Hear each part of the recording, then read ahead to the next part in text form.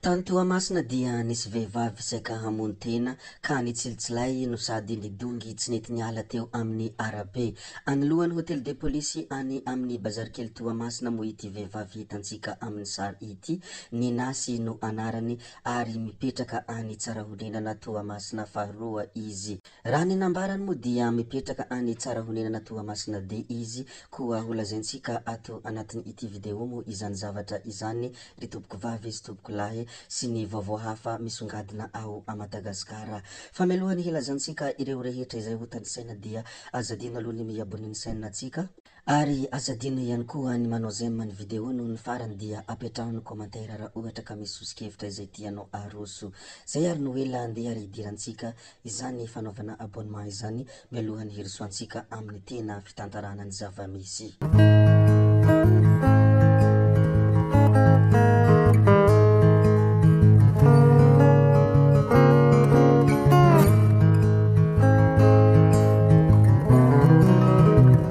Tsika azy voalohany ato anatin'ny ity video anankiray ity dia resaka polisy. Hiresaka kely mikasika ny polisim-pirenena isika. Polisy miisa 30 no hianatra teny anglisy. Hahagitra 3 volana ny fiofanana ary tsy andoavam-bola ihany koa. Hisy ihany koa ny fianakaviana ireo polisy ireo hisitraka izany fampianarana teny anglisy izany satria ny tanjona ny ampiakarana ny fahaiza-manao sy ny trakefany ireo polisy sy ny vady aman-janaka izy ireo. Izany ny zava-misy mikasika ireo polisy izay miisa 30 hianatra teny anglisy. Amizao fotoana izao tokoa moa dia tena anisan'ny ilaina ny teny anglisy koa dia manentana ny ankizy rehetra na ny olon-dehibe rehetra mba hianatra teny anglisy satria anisan'ny efa tena ilaina ny teny anglisy ankehitriny. Ary ny mahay teny anglisy dia matetika tsy very mandeha ka izany indrindra no antony anentanana ianareo rehetra izay mbola tsy nandray teny anglisy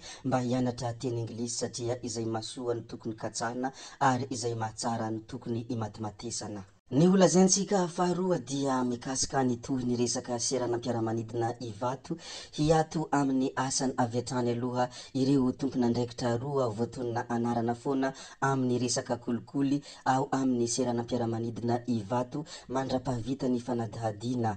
Araka ny tatitry ny filan-kevitry ny minisitra dia misy anarana tompon'andraikitra roa ao amin'ny aéroport Ivato miverimberina matetika amin'ny resaka kolikoly mandritra ny fotoana fiasany izy ireo ka hanokafana ankety. Nohon zany miato amin'ny asany avy hatrany aloha izy ireo ary hisy ny fandraisana fepetra mifanandrify amin'izany rehefa vita ny fanadihadiana. Izany ny vaovao misy, izany ny vaovao mandalo koa dia lazainay aminareo ato.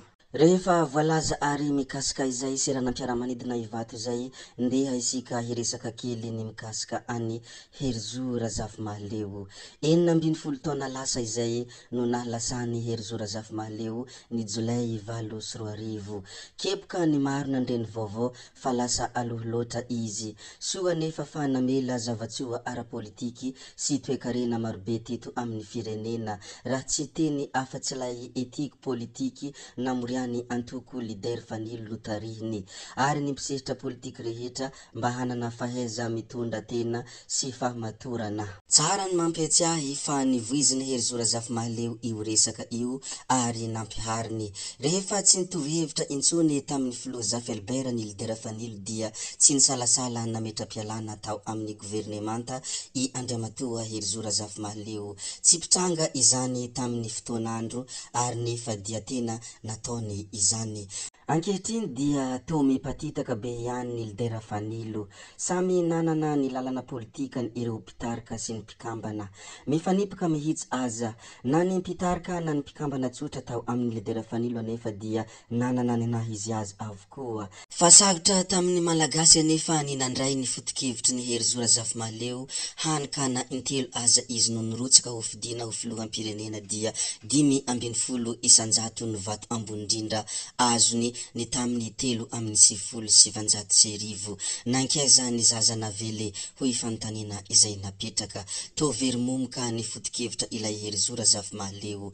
Mino afa mitsetsetra sy mahatsiarotsiaro azy fotsiny ny mpanaradia azy amizao hoy mpamakafaka Johary Ravoajanahary. Ny lasa tokoa tsy fanadino fa mipetraka ho tantara fa raha izany hery zorazafy mahaleo zany dia anisan'ny tena olona nanana ny naha izy azy ary araka izay voalaza tetsy ambony tena nisy zavatra izay tena nampiavaka azy ao amin'io etika politika io.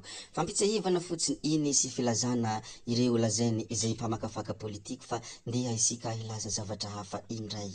Ity ho resantsika manaraka ity moa dia resaka ny filohan'ny anterimiera-pirenena tsy nanao adisisy ka nanandresy lahatra solombavam-bahoaka isa Hondraramalala Marie Michel. Tsy mbola nanao fandresen-dahatra tamin'ny solombavam-bahoaka hampandany azy ho filohan'ny anterimiera-pirenena mihitsy isa Hondraramalala Marie Michel, solombavam-bahoaka ny distrikan'ny Fianarantsoa. Ary mbola anisan'ny teny izay nolazainy ihany koa ny hoe mendrika ny toerany ny filohan'ny anterimiera-pirenena amin'izao fotoana izao. Tsy nanatitra CV ihany koa ity solombavam-bahoaka ity mba ho safidina ho minisitra ho izy amin'ny gouvernemanta vaovao. Ary ny amin'ny teboka farany izay notsindriny dia ny hoe mifameno sy mahay miara-miasa tsara ny filoha Andry Rajoelina sy ny Premier Ministre Antsain Christian izay tafaverina amin'ny toerany. Atokisan'ny solombavam-bahoaka maro anisa sy ny solombavam-bahoaka tsy miankina manohana ny fanjakana mijoro ny Premier Ministre Christian Antsain ho ihatrany ity solombavam-bahoaka ny Fianarantsoa ity. Rehefa voalaza ary ny mikasika an'izany dia ndeha isika hiresaka kely ny resaka izay nataony Ramatoa Henriette. Mirehareha aho mahita anareo sahy ho hafatra ny Henriette.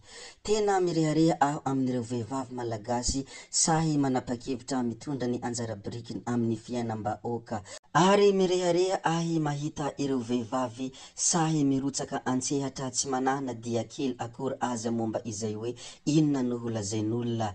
Ianao no tena mahery fo sahy mirehareha ho an'ny tenanao hoy izy hatrany raha nanome hafatra ho an'ny ireo vehivavy malagasy izay samy manapa-kevitra mitondra ny anjara birikiny amin'ny fiainam-bahoaka. Fa ny tany Toamasina kosa dia nisy vehivavy saika hamono tena nitsilitsilay sady nidongy tsy nety niala teo amin'ny arabe anoloan'ny hôtel de police any amin'ny bazarikely Toamasina ity vehivavy hitantsika amin'ny sary ity. Ninasy no anarany ary mipetraka any Tsarahonenana Toamasina faharoa izy raha ny nambarana hatrany. Ny hamaraparanantsika ity video anankiray ity dia resaka festival Donabe any Antsohihy.